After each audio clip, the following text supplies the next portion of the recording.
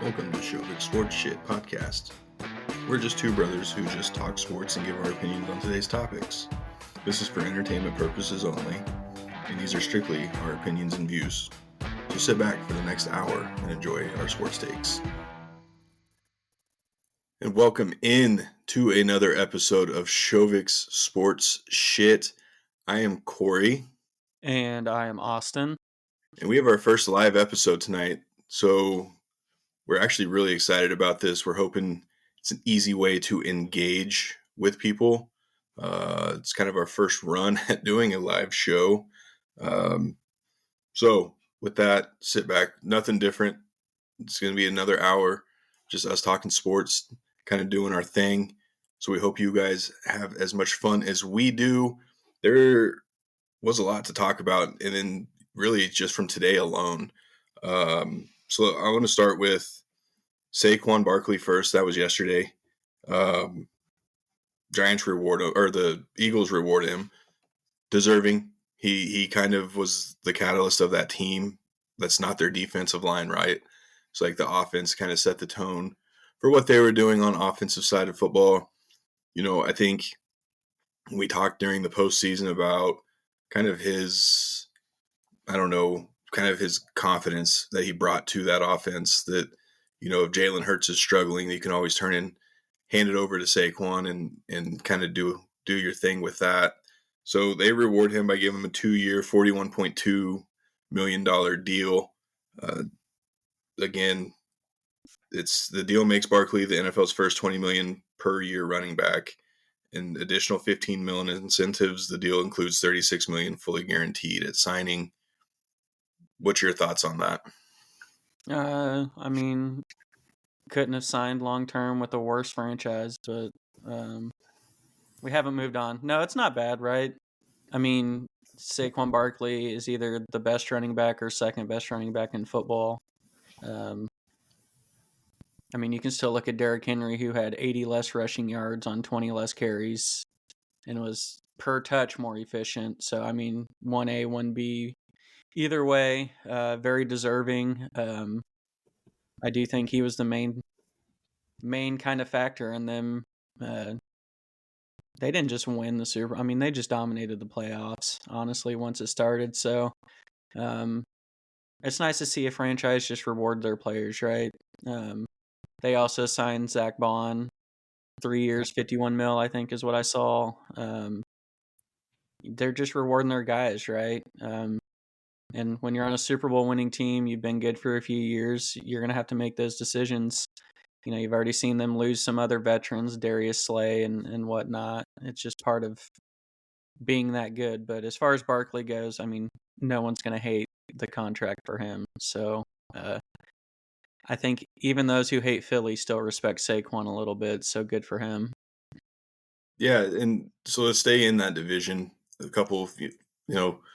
A few days ago, and now you had Washington trading for Debo. We kind of asked the question on Instagram about grade the trade.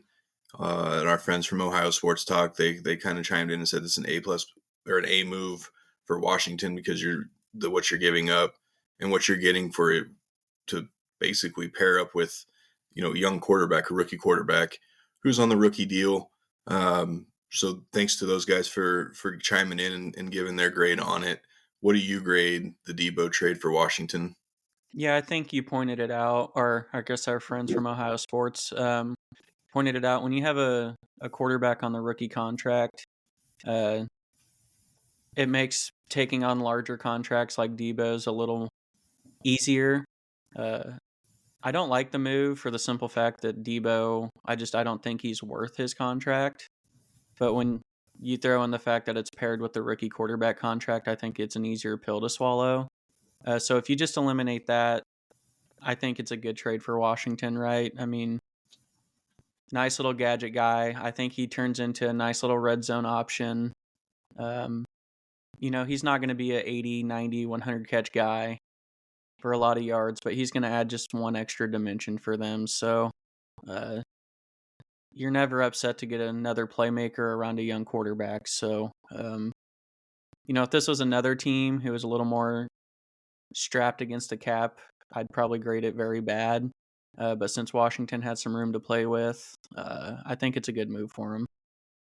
Yeah, and I think for the fact that they're also looking at moving some defensive players, right? They're trying to do something. Uh, I don't know if they're looking to spend more, right, or what they're trying to do. I love this move. I think it does open up the offense a little bit. I think we always talked about Daniels paired with Cliff Kingsbury, right, and how that offense can work. Um, I don't know if they're going to use him as the same gadget guy as what San Francisco did. Either way you look at it, the way that Scary Terry, right, Noah Brown, some of those guys, I think that in its own helps open it up. Now Eckler come back. What's Robinson look like? What are they able to kind of mold that offense into looking like? Well, and just from like a player type standpoint, when you think about the Redskins, the Commanders, you kind of think of the flash of Jaden Daniels and the speed of Terry McLaurin. Well, now you add a little bit of kind of a power player, right, with Debo, Robinson. So now you kind of just you have your choice of what you need to do, right? Can we out physical somebody? Can we just run by you? Well, now they can really do both. So I mean, really, from a player type, I don't know. It's a good fit. Cliff Kingsbury, he's smart. He's gonna know how to use them. They may not run him into the ground like San Fran did, so that'll help the durability issues a little bit. Um, only time will tell how well of a move this is, but on paper, uh, it's obviously a win. Yeah, and again, I think with where that division is in general, the Redskins, the Commanders can still be aggressive. The Eagles are obviously going to do theirs. I mean, they've started right, but they've also released Darius Slay. They're looking at moving on from other players, but I think that's a lot to do with those young corners, the young secondary that they were able to draft, and how well they've done. Cowboys, CeeDee Lamb restructured his deal, so what are they going to do? So again, and then the Giants are the Giants. I don't know if the Giants technically or really know what they're going to do, but one thing's for sure: Redskins/Commanders aren't going to sit and wait around on their division. They know the Eagles are obviously favorites of their division, so this move, it's low risk, high reward type, because again, rookie quarterback on a rookie deal, you're not really cash strapped, and if you can move on from Allen, that opens up. I believe I saw 17 mil. So again, could help. You just never know. Anything else on the Debo deal before we move on to the next one? No, I think just the surprising part, just to touch on the Niners' point of view. I know you mentioned it to me right after the Debo trade, where the Niners were looking to trade Ayuk, and uh, I'm just curious to see where the Niners are heading. Right, like you need to pay Brock Purdy, but you have to get rid of everyone around him, type deal. So, um, yeah, I think from a Niners, I mean, just 2 years ago they were in a Super Bowl, and now you don't really know what direction they're heading. So, I I think it's a win from the Niners standpoint, just for the Debo trade, just to get that number off their books, right? Or some of the money off their books. They have I don't know what it is, but the Niners always seem to have everyone get hurt. So being able to offload a big contract with one of those players who always seems to be hurt. I mean, you don't want to say a team gets better when they get rid of a player like Debo, but it gets them in a better situation. So, um, kind of bookmark off of that, and I'm just excited to see where the Niners go, right? John Lynch, Shanahan, they always do some crazy shit, pull off moves that we don't see coming or really expect. So, um, yeah, so I'm excited to see where they end up. Yeah, so let's move on. Again, some other news that happened is obviously Davante Adams got a release. He's free to do what he wants. They were looking at trading, realizing no one was going to trade for him. So him and Aaron Rodgers will probably end up together somewhere. Pittsburgh, Green Bay, who knows? Um, I don't know necessarily if Davante Adams should kind of latch himself back onto Aaron Rodgers. I think he should go do his own thing because I think he still has a lot left in the tank. And that's not to say Rodgers doesn't, but at the end of the day, I did hear that there could be a reunion in Green Bay, and I think Jordan Love would love that. I think that would be huge and a big help. Again, just because if I think Aaron Rodgers ends up in Las Vegas, Vontae's not going to go back to Vegas. I mean, I guess he could, but I don't think that's feasible, essentially.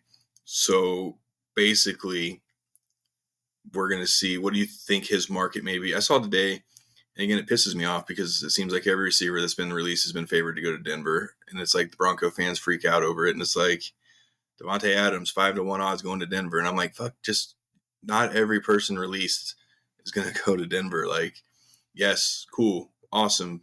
People want to come play in Denver. That doesn't mean literally everybody's going to come play in Denver. What do you think the market value, or not value, but what do you think the market will look like for Davante Adams? Yeah, welcome. I mean, that's how it was the last few years for the Chiefs.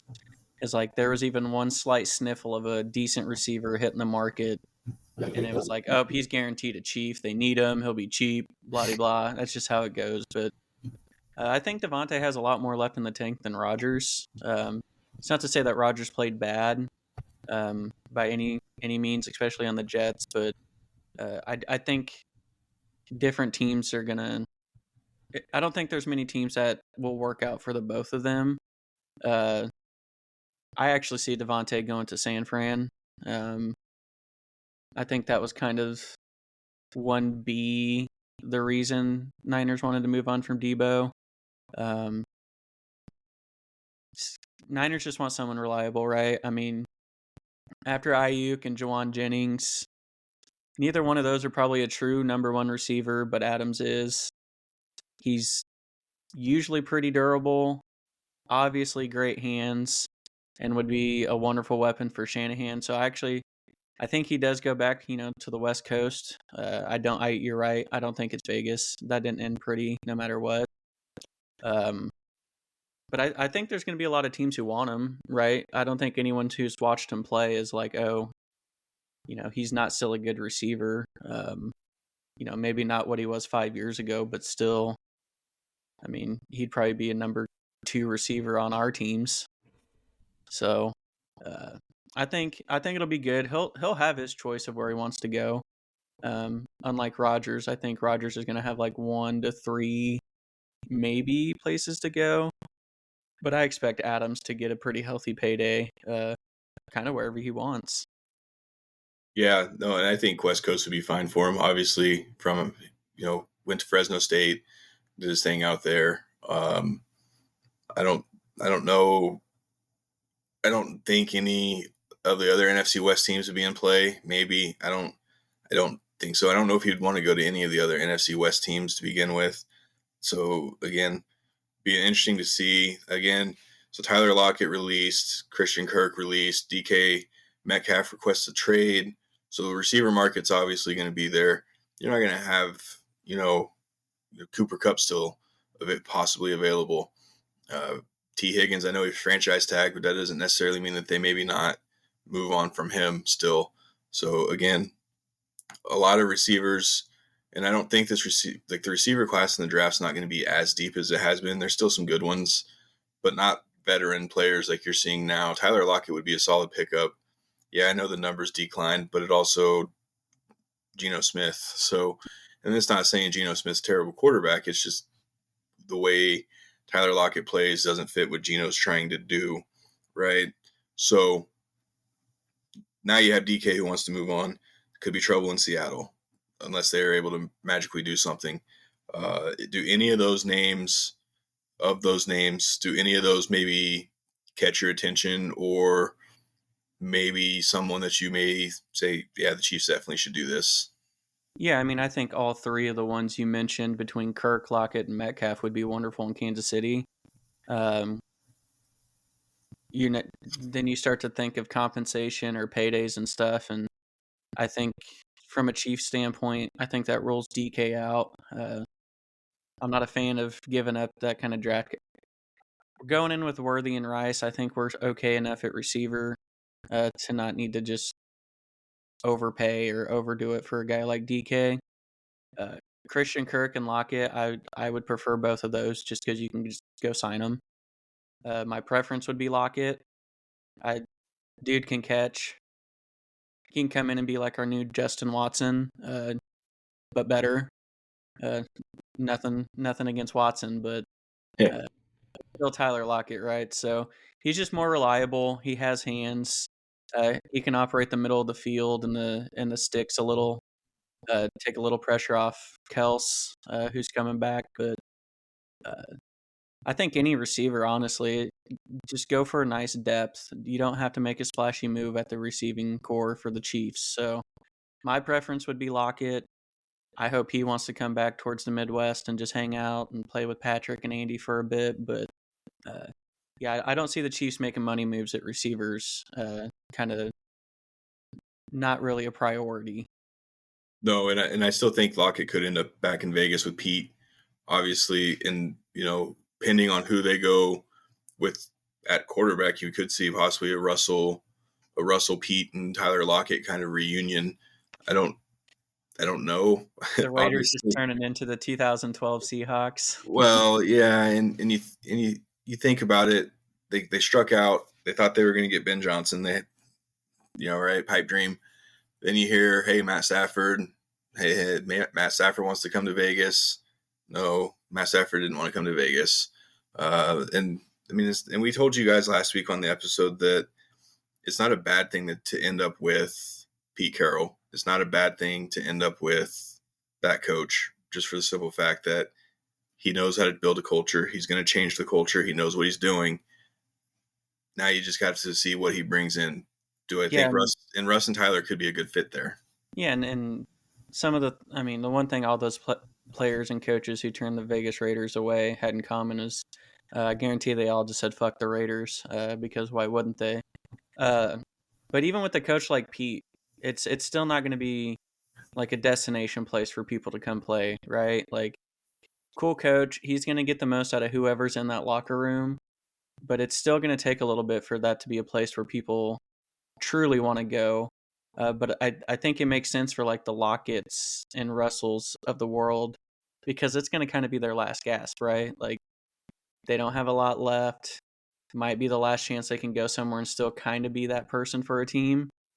And maybe that's how they can kind of start the rebuild. But yeah, it's still not a destination place. It's the right coaching hire because he'll maximize whatever he's given. But I still don't think a lot of people are going to be lining up to go there unless you overpay for it. So doesn't hurt my feelings at all. I hope they keep striking out. Yeah, it's all. I mean, we know how I feel about the Raiders, so I don't have to elaborate too much. But one move that they didn't strike out on is a 3-year, $106.5 million, 91.5 guaranteed for Maxx Crosby. Might as well keep him, do right by him. I think Pete Carroll's going to love having him anchor that defense. So obviously Pete's the defensive guy, right? So Pete's going to get the defense, and no better guy to reward than Maxx Crosby. If you listen to us throughout the season when we were doing Chiefs Broncos, Chiefs Raiders, Broncos Raiders highlights, we were always talking about don't let Maxx Crosby beat you. Don't let Max disrupt it, because he was a guy who could, in fact, disrupt a game. And he's one of those guys that can take over a game just based on his quickness, strip sacks. So again, we don't like the Raiders, not a Raiders fan at all, but this is a well-deserved contract for Max. See, I'm kind of on the opposite end of this. Not with them. Yeah, obviously we think the world of Max. The dude can get out of our division whenever he wants. But I actually think it's a bad move for the Raiders for the simple fact that they're so bad and they need so many other quote unquote more important positions. And I mentioned it with Myles Garrett with the Browns. Like, that's an asset you could trade and really stockpile the rebuild for your future.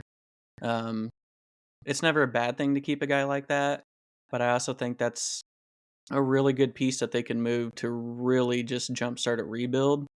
And I know he's kind of their one superstar, so I can get why you don't. But I think from a team standpoint, like, it would just be smarter to trade someone like that.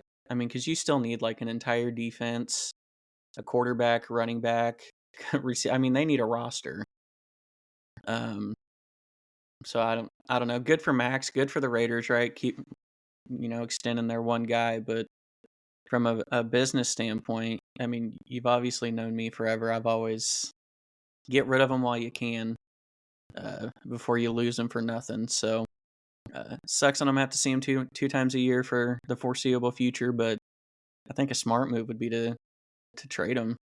Yeah, I don't think so. I don't think so because you're not going to get anything like him in the draft. You might as well just he's Yeah, young they'll enough. never trade him. He's They'll a guy never that you're going trade to him. build. You're going to have a coach who's going to build a culture there. I think Pete gets him. I think Pete gets a turnaround quicker than some people think. Mm. I do. Pete's a good coach. He's a player's coach. The guys are going to respond to him. Max is kind of your attitude, your dickhead asshole that you don't really like unless he's on your team. I Yeah, but think he's going this to. isn't the NFC South that he's rebuilding in. Well, no, but you still have to be competitive in the AFC West, and I think you still have to keep a guy like this on your roster. Yeah, I get it. They had enough. They have money. They have cap. They'll still be able to go make moves. They're still going to have people that they can pick up in the draft. So again, smart move. You're never gonna trade him for sure. Like, I'm not saying that like it's rumored or there's potential. I just think when you're such a bad team and you get something like that, it could really help you get better sooner, type deal. Max is going to be a Raider for life. Let's be honest. It is a perfect marriage from player to team. Um, but I kind of said it with the Myles Garrett and the Browns. Like, I would trade him if it led me to a franchise quarterback. I will give up a pass rusher, Right. type deal. So kind of just sticking with that theme with the Raiders and Maxx Crosby. Yeah, let's move into some more AFC West news to kind of wrap up our kind of discussion on the free agency moves, I guess, or cuts, trades. Chiefs trade all pro guard Joe Thuney to the Chicago Bears. I know I saw a bunch of people on Twitter or X today, Chiefs fans, who were kind of questioning this move. Frees up money. You're saving 18 or 16 mil. So again, this is a smart move for the Bears. You got to protect Caleb Williams. We've talked about it all season basically the whole season when we were doing our like rookie kind of reviews throughout the season between Caleb Williams, Bo Nix, Jaden Daniels, and those guys. Caleb Williams was just absolutely battered by his offensive line. There was nothing protecting him, essentially, right? So this is a good step in the right direction. A good veteran player who can play inside. He can play outside if needed. I'm sure their preference would be inside, and then they kind of go from there. So again, Chiefs trade Joe Thuney, Chicago Bears. Your initial thoughts? I mean, you never love to trade an all-pro like that, but I mean, I actually thoroughly enjoy the trade. Essentially, just to simplify this for Chiefs fans, Chiefs had to choose between Thuney and Trey Smith. They chose the guy who's about 6, 7, 8 years younger. Because I'm not going to say his name, but the BYU tackle, I think the plan all along was for him to be a guard. So the Thuney replacement's already there. Whether he succeeds there or not, I don't know. But I love it. It frees up the space to kind of keep the roster together and give you some wiggle room. And then I thoroughly enjoy a 4th-round pick. Historically, that's been a really good round for Veach. He's drafted players like Wiley, Hicks, Chamari Connor, Joshua Williams, L'Jarius Sneed. All these dudes were 4th-round picks. Again, you never want to trade an all-pro, but kind of like I said with Maxx Crosby, Myles Garrett, like business decisions have to be made. Chiefs kept the younger guy, got a 4th-rounder, which isn't bad for a very expensive 32, 33-year-old guard. Plain and simple. When the Chiefs do as well as they have in the draft, there's gonna be cap casualties. They chose the older guy, so I'm a fan of the move. It saves money, draft capital, all around good. It's obviously a great trade for the Bears. They traded for Thuney. They got Jackson from the Rams in a trade for a 6th-round pick. They're addressing the problem really quickly, rather quickly. Yeah. So I think it's a great trade for the Bears. I'd probably say good trade for the Chiefs. Maybe not great. It's a good trade. Things like that have to happen. When you do as well as you do in the draft, you can't keep everyone. Um, there's you can't have a team like the Dodgers in the NFL. People are going to have to move on. So, um, Thuney, when you think about it, his entire career he's played 18 to 21 games a season. He's always been championship games and Super Bowls with Brady and then with Patrick. So dude's got a lot of mileage on him. I obviously hope him the best. I hope he has another 3, 4, 5 solid ass years.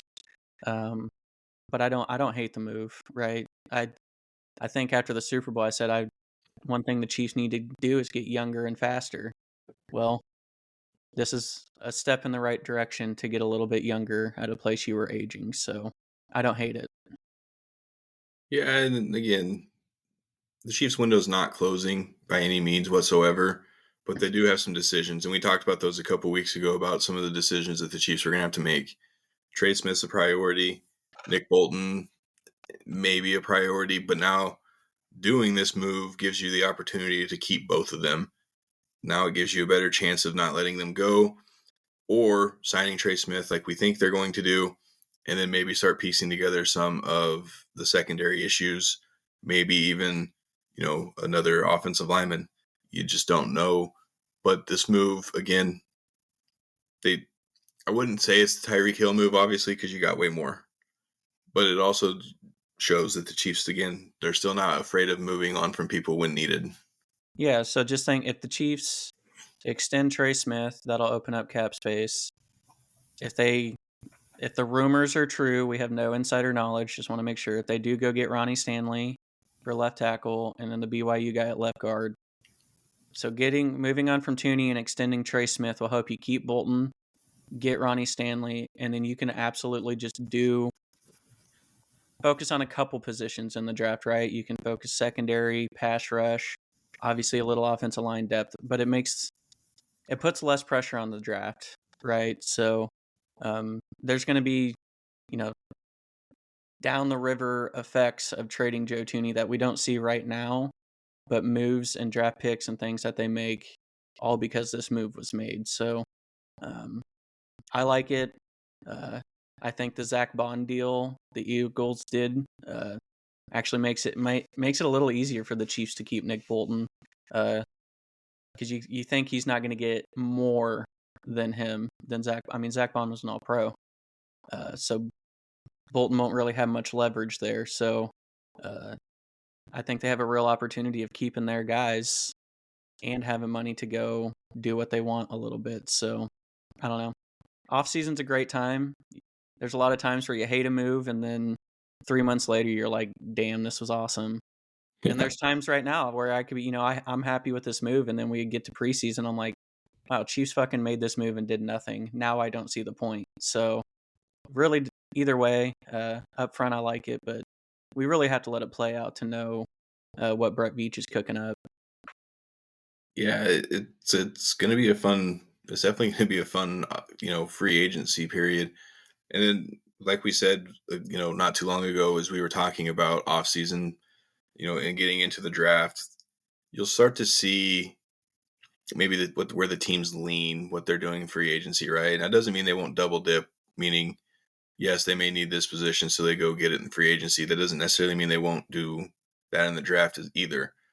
But you'll start seeing where they're getting the veteran players. It's like Denver, for example. We kind of know where they're leaning or what they need, right? The holes that we talked about.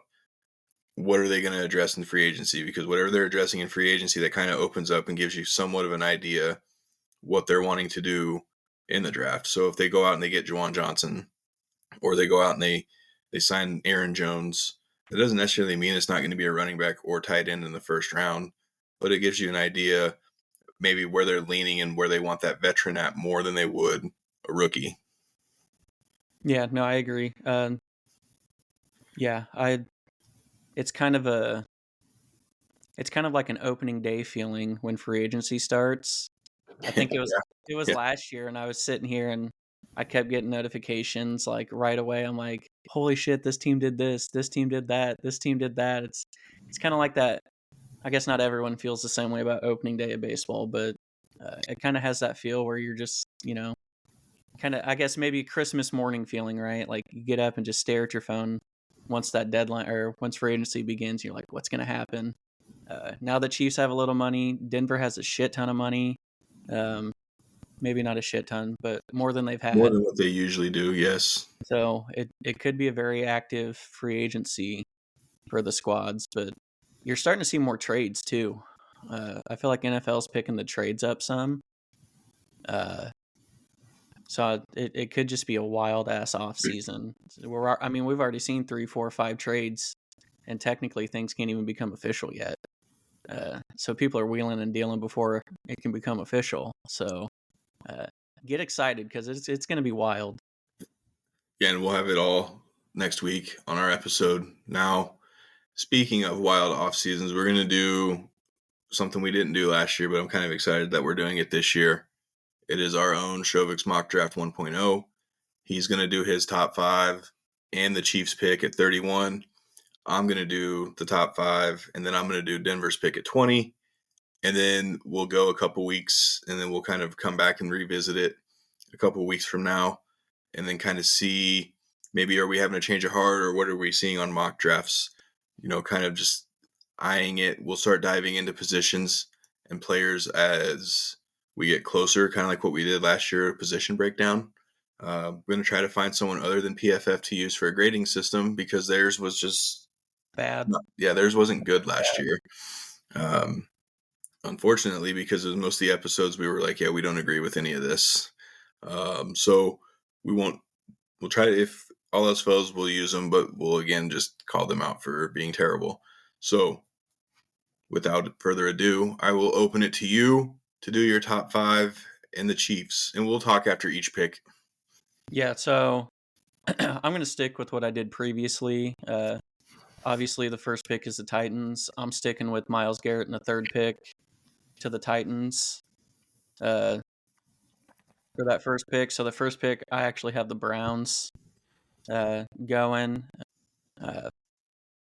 It really depends what quarterback they want. I think right now it's still Cam Ward as kind of the number one quarterback in a tier of his own, I guess. Weak quarterback class, but people will still, if you need it, they'll take their shots, and I think the Browns do with Cam Ward. Yeah, that's wild. I mean, it's not wild, but it is wild just because I still think the Browns stay pat and don't, I don't think they'll move Myles Garrett. The smart move here is to move Myles Garrett. Yeah, because he's not going to be a Brown forever. He's made that clear. Very clear. So, kind of what you just said not too long ago about like the Maxx Crosby thing, right? Move them while you can, get what you can. I think you'd still get a pretty good haul for Myles Garrett. So, but again, I get it. You're not trying to trade your franchise player, but you also haven't done a very good job of building around your franchise player either. So again, we did talk about that last week about, hey, get Myles Garrett, pair him up, do what you can to get Sam Darnold in there. Now you're kind of, anything's, doable now. So that was a bold move on yours. So let's go to number 2. Originally, Browns had the number 2 pick. Oh, yeah, I said third. Yeah, so swap. Obviously, there'd be more picks, right? Like Titans would also send like next year's first or something, but yeah, for this purposes, it was just pick swap Myles Garrett. At 2, I think, because I still think Titans go get a Sam Darnold or a veteran or something to run their offense. So I actually think the Titans will take Abdul Carter at number 2. You've gone from really needing edge rushers to on draft day you get Myles Garrett and Abdul Carter. Pair that with Sweat and Jeffrey Simmons. Look, pipe dream, right? But the thing is, they're like, bro, fucking speak this shit into existence, bruh. That's what I'm saying, right? Like, obviously, long shots, shit like that doesn't usually happen. But the awesome thing is it's my mock draft, so fuck everyone else. But yeah, I don't think Titans. That coaching staff. I don't think there's a quarterback that they're gonna want to run their offense. So I do think. I think no matter what, Titans aren't picking first. But wherever they pick, in this instance, just Abdul Carter, right? Now you have arguably one of the best front fours with Sweat, Simmons, Garrett, and Abdul Carter. So we don't you don't really have to go much farther to see who wins draft night with my mock draft. Yeah, no kidding. Shit, if that does happen, they're gonna be like, damn.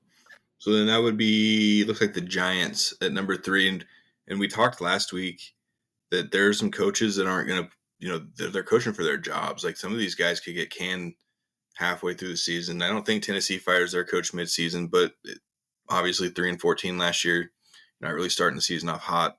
Maybe he gets some grace.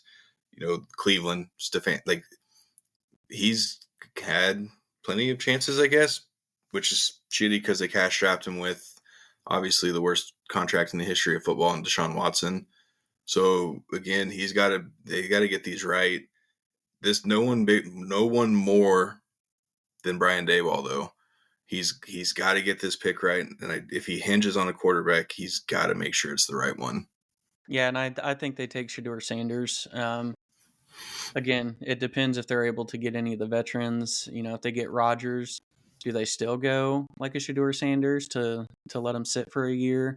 It's hard to tell, but with where their roster sits right now, there's no way they don't take whatever quarterback they have graded here the highest. So I think Shedeur Sanders makes a little sense there. He's mobile enough to not die behind that offensive line.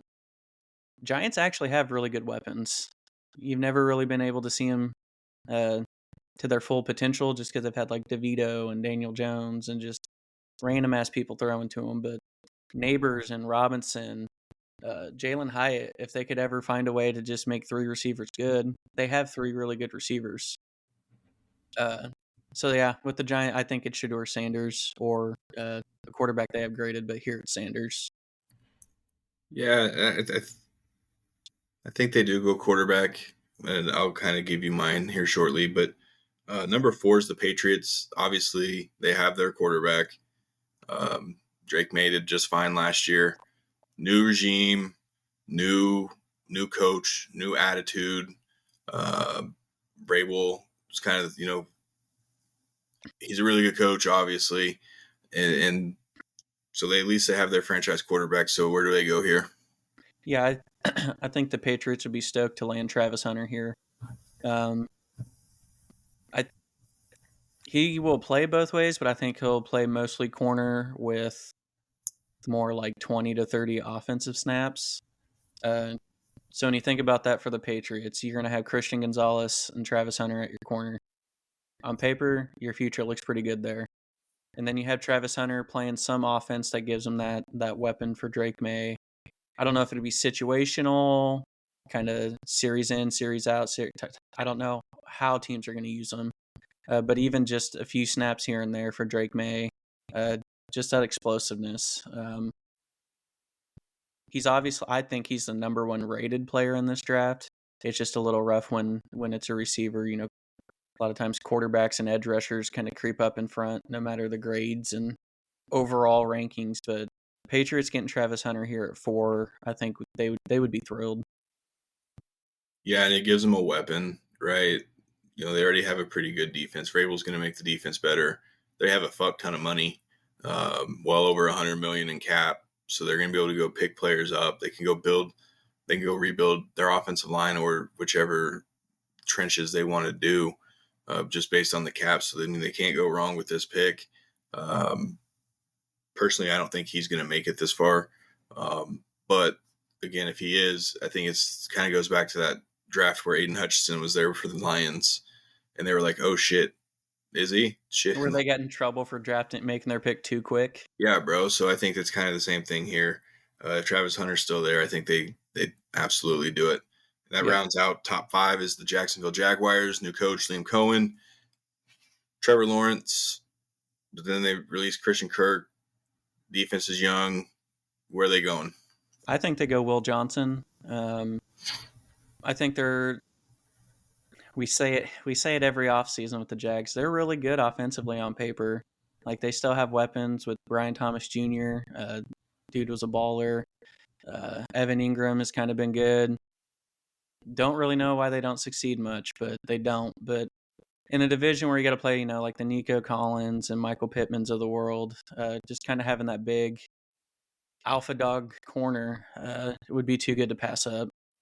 I'm a big Will Johnson guy to begin with. I think for the last 3 years, I was hoping for some reason he would be able to get to the Chiefs. Obviously, not going to happen. But I think he would be rated the number 1 corner in this draft if it wasn't for Travis Hunter's primary position, I think, being listed at corner. So I think this is another. There's a couple options they could go. I still Will Johnson. They go his college teammate, Graham or Mason, and whoever they interior D line. But I think in a division that now has Stroud, Colts maybe not figuring it out, but still have big receivers. Will Johnson just makes too much sense. Yeah, new offensive-minded coach, right? I mean, obviously they had Dougie P, so we got to see what he's thinking with Trevor Lawrence. I mean, if releasing Christian Kirk today, they say Brian Thomas, but do they pair him another one of these rookies up with him at number 5? I don't know. Maybe the Arizona guy. He might be the one that can go this high, but I'm not sure. Yeah, is he going to want to build the offense through the draft, or is he going to build the defense? One thing we do know is Jacksonville's always super aggressive in free agency. They have been. They always will be. Do they overspend? Fuck yes, they do. Do they miss on most of them? Absolutely. But again, you'd never know with the new coach. He could maybe make this work. He may not. But what we do know and history shows is they're aggressive in free agency, and I don't see it being any different. Even with new GM, the owner, he's still going to say, hey, go spend it. So it will be very interesting. And again, I think this is a team to watch for in free agency, just for that kind of gives you, an idea of where maybe they want to go. Maybe they stack up on certain spots in free agency, and then you're like, okay, well, maybe that means they're going to lean this way for draft capital or draft pick. So yeah, I mean, that they're kind of that team that's kind of like, but again, they're always ultra aggressive and they always spend way too much money in free agency. So we'll see. So that's your top 5. Now let's go to 31. Let's go to the Chiefs. Do they stay? Do the Bills give them theirs? How's this work? What's going to happen? So it's kind of hard. Top 5 is easy, right? Like people on the board, it's kind of hard to know what will still be available. Even in mock drafts, you see, some people have people going in the top 15 that other mock drafts are like, well, they're not going till 40. So it's really hard to know really what kind of options the Chiefs will have. For this purpose, for them just picking at 31 and on some mock drafts I've seen, an ideal pick would be James Pierce. I don't know if he's still going to be kind of this far back on boards after the combine. We know some people climb their way up the boards with combines. I think he's one of them. He would just be ideal. He'd be that younger, faster edge guy that I've kind of been talking about. But I do think Chiefs will honestly, I know this isn't narrowing it down. I think they either trade up or trade back. I think if a tackle they feel highly about is still there, flirting around late teens, early 20s, they'll trade up to get him.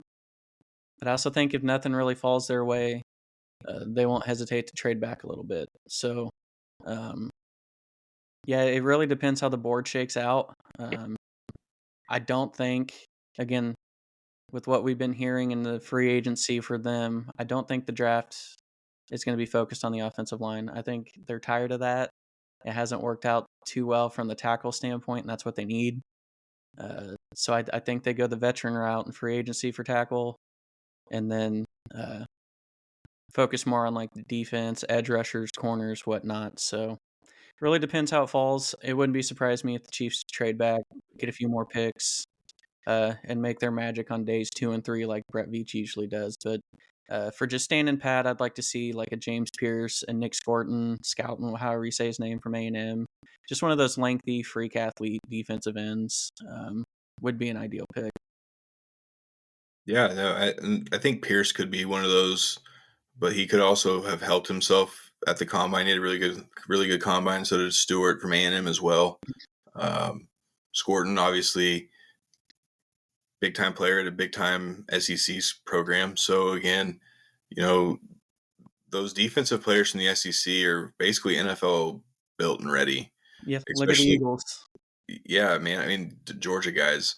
So again, Pierce, SEC defensive player, Scorton, Stewart, all those guys, SEC defensive players. So um, I don't think, I think they trade up, but I don't think it's going to be with the Bills. I think the Nope, Bills that's have, only one pick this time. yeah, Uh, I think the Bills may have learned, hopefully, but I do think they may move up because I think they're going to see someone that they really truly want, and I think it's got to be right. Like they're not going to just do it to do it, right? Like last year, I don't think they really needed to trade up for Worthy, but Buffalo kind of fucked it up. So again, I think they're going to find somebody that they really truly like. They may move up because just they like to do that. If it's Well, and the prime target would be Banks from Texas, right? He's kind of been all over on mock drafts. I do think it'd be someone that the Chiefs are high on, which is why, like, yeah, going out and getting a Ronnie Stanley would be cool. But like, if that Banks guy who's kind of floating around, tackle is something that could fall in the draft enough to where they could trade up. So I think you're absolutely right. Um, but when you're sitting, hell, even Denver at 20, you just don't know how the board's going to fall. You don't really know what's going to be available. Um, but the Chiefs at least have proven that they'll trade up, they'll trade back, uh, whether there's someone they want or don't want. So I think you're spot on with that. They probably have a few people circled where if they have a chance to get up and trade for him, that they absolutely will. yeah, and again, we when you pick the same position basically every single season, you never really know. There could be times where they're like, we'll trade out, right? Or they're like, hey, we'll go up and get somebody. But again, they're in that position where you just don't know. You don't know at all. Basically, from 28 up, most of those teams have what they need, right? Like the Lions pick 28. They just had a fuck ton of injuries. Yes, they could use some depth, obviously, but most of these teams, I mean, you can trade up at any of these teams, And and something to take into consideration, right? Like this draft is deep as hell. There is so much talent in this draft that yeah, it wouldn't you're going to surprise double me. dip at some positions. Well, yeah, and it wouldn't surprise me if teams like 24, 25 to 32, if they don't trade back to stockpile pick. That's just what good teams do, right? They understand how deep the draft is. They stockpile the picks and just complete their roster that much more. Um, we'll touch base on that when we do positional rankings of just how deep this draft is, but that's another thing to take into consideration, right? Like this draft is deep. It's very talented. Uh, And you're going it's to get quality players in the fifth, sixth round. yeah, and obviously quarterback's not one of them. No, Quarterback's not deep at all. So I'm going to start with mine with the Titans. I'm going to go on record now to say Travis Hunter is the best player in the draft. He should be number one. The Titans I don't think are in a position to take him number one overall. It would be cool because I think either way he's still a generational type player where it could still help you out either way. Do you end up getting a Sam Darnold? Does that then maybe say, hey, we could get a Travis Hunter type player to help us in certain positions? But I think they do. I think they do go Abdul Carter here. Um, Again, I still think they're going to target quarterback in free agency. I still think, you know, if all else fails, they give Will Levis one more chance, right? Maybe they try to spend some money to get some pieces around him. I don't think they should, but again, if it starts going back and forth between Will Levis and Mason Rudolph, you got a fucking problem. yeah, But in the end, Abdul Carter could go number one, and I think it would be a good fit. It at least gives them someone on defense to go with the sweats, with those guys, and their defense is really good, right? Their defense is loaded. They have some question marks and some holes still, but again, you're a 3-14 team. I don't think they're going to flip it and go, 12-5, 13-4 right away. They have needs, and I think Abdul Carter helps with that need, and then they can kind of go from there. This is where the tricky part goes because we talked last week about the Browns maybe being in the market for Kirk Cousins, right? Familiarity, you know, Do they go with Kirk? He knows the offense. He's a veteran. What are they going to do, right? If they were to pick up Kirk Cousins, maybe they do go Travis Hunter here. I'm actually going to go with Cam Ward at number 2 to the Browns. Again, you're kind of in that.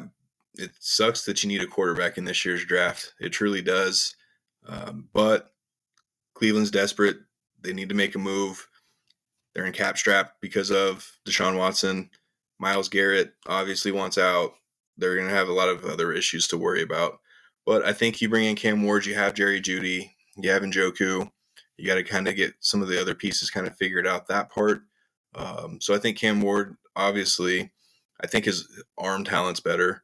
I think, Shador has the ability to move just based on his time in Colorado, right?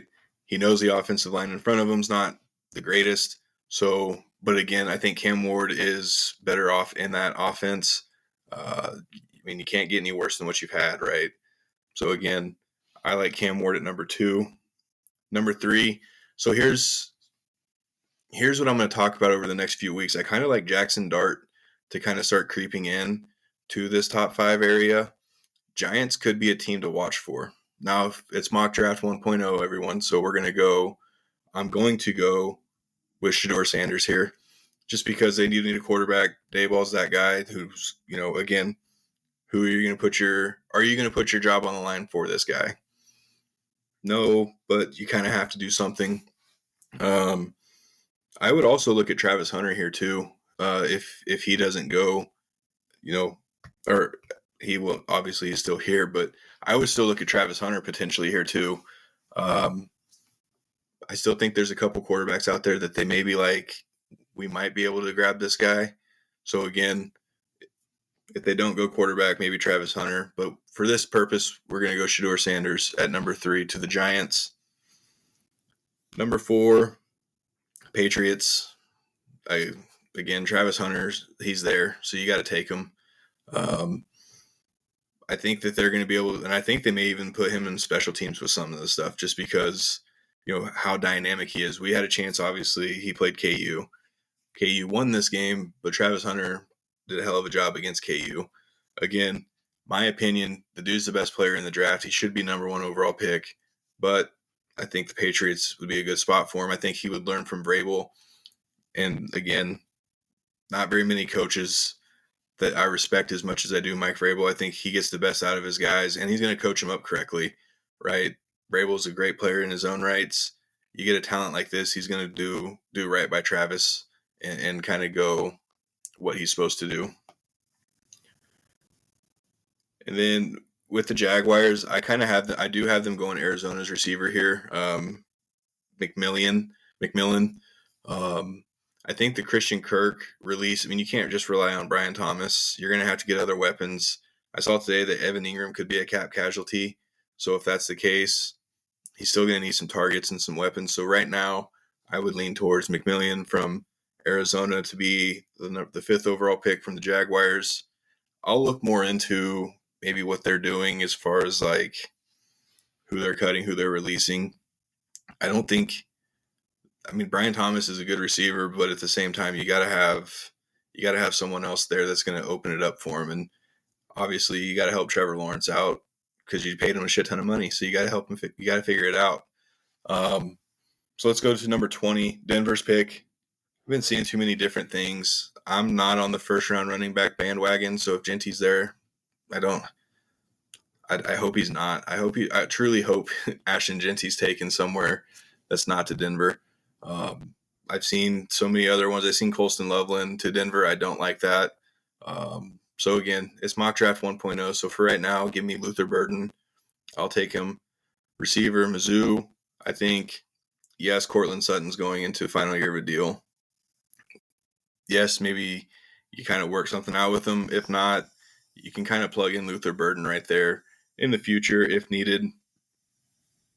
History has that Sean Payton's probably more than likely not going to take receiver number 1 or in the first round.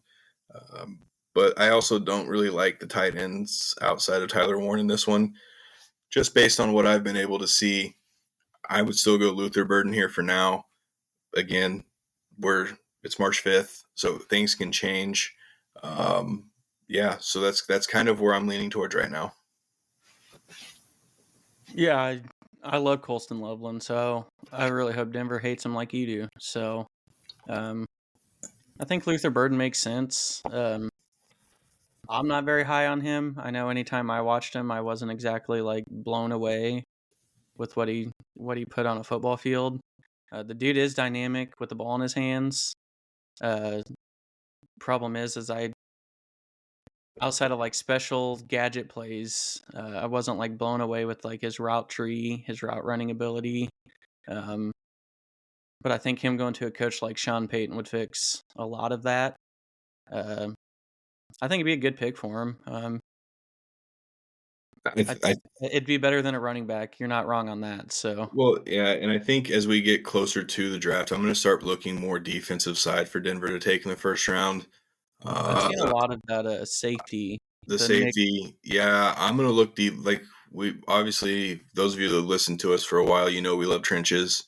So we're going to spend a lot of time on that defensive line because it's deep. It's a deep group. Denver could even take that in the first round and probably still find one in the third round if they need to. Because Zach Allen's going to, and I think Zach Allen's going to end up pricing out of Denver, and that's good for him. He's earned it. He's going into this season basically no guarantees left. I'm not really looking at giving him the $25 million that they're talking about giving him. So again, and that's not to say that he doesn't get it. He's a good player. He was a huge reason why Denver led the NFL in sacks. He was an all-pro caliber player. But again, I think this draft is just too deep. It's too deep of those positions, and Denver just happens to need safety, D-line, corner. So again, as cool as it would be to draft offense first round, I still think you can get by with finding, the Travion Hendersons or even the Judkins, Devin Neal, some of those other running backs, Jordan James. You can get those guys in the second, third, and fourth round if needed. You don't necessarily have to waste your first round pick on an offensive player, which is what's going to make the next few weeks super fun, right? Just because everyone's mocking Abdul Carter number one is probably going to end up being that's going to change so many different times, especially like you were talking earlier. There's no guarantee the Titans even pick this, right? They could say, hey, this draft's really just, yes, we need a quarterback, but no, none of these, right? So let's do right. Let's get trade. Let's make the moves, and then we can go from there. And I think that's what's going to make the next few weeks that much more exciting as far as like the moves go. Because who's to say the Browns want to pick at number 2, right? Maybe they want to move back, and they're going to have to rely on draft capital for a couple more years. As long as Deshaun Watson's on the books, they're going to have to nail their draft. So again, that's what's going to make the top 5 really, really interesting. But I'm telling you now, I wouldn't be surprised if Jackson Dart does work into the top 5. Yeah, I mean, me personally, he'd be the first quarterback I would take out of this draft class. I know it's not always, people look at measurables and I mean, that's, Flacco didn't have a great collegiate, career based on his competition, but the dude was a giant with a throwing arm, so he worked his way up there. But it's hard for me to just see what Jackson Dart did against those SEC defenses and think that it can't translate to the NFL. Okay. He's already ran a pro style offense, quick decisions in Lane Kiffin's offense. So he's obviously got the processing and IQ part down. He's not some 6'7" giant, but he can fling a football. He's mobile enough. He's shown he can run an offense, lead an offense. So I don't disagree with you. I think we've said it before where personally, he's my favorite quarterback in this draft. Yeah, and I know Quinn Ewers kind of helped himself out last week at the Combine too. So we'll see if he may be fringe first rounder just in case. We'll see. Pro days will come up. The Big 12's doing their showcase where they do the Big 12 showcase. So he has a chance to help himself out there. And I'm sure they'll still have their own maybe mini pro day or workouts. Obviously, teams have been setting up their first 30 meetings, right? So I'm sure teams will get some private workouts with him. So again, yeah, there's names, right? There's names at quarterback in this draft. Are there going to be any of the going to be franchise quarterbacks? I'm right as of now, March 5th. I'm saying no. Let's kind of wait and see what pro days look like, where they're drafted. Systems matter, coaching matters, where they're drafted. So again, who knows? But this is our first live episode. It's been fun. Just on YouTube. Next week we're gonna try a couple other. We'll try Instagram Live. It's so many options. So it won't just be YouTube every week. This was just kind of, we didn't even know if we were gonna be able to do it just based on Riverside's hookup. So again, we'll try different ones next week. You can still find the audio on Apple, Spotify, iHeart. Thank you again to the new followers on Instagram. They're still coming in. We're getting closer to 700 followers on Instagram, so that's awesome. So again, make sure you rate, review the show. Again, we're still working on getting schedules lined out with everybody to try to get more guests on here. We're working on a couple other podcasters in the next couple of weeks. One covers the Titans and one covers the Bears. I'm sure he's excited about the move that the Bears were able to make in getting a 4-time Super Bowl champion to kind of anchor down that offensive line. So we'll work on getting him on here in the next couple of weeks as well. So again, thank you all for joining us tonight, and we'll talk to you guys next week.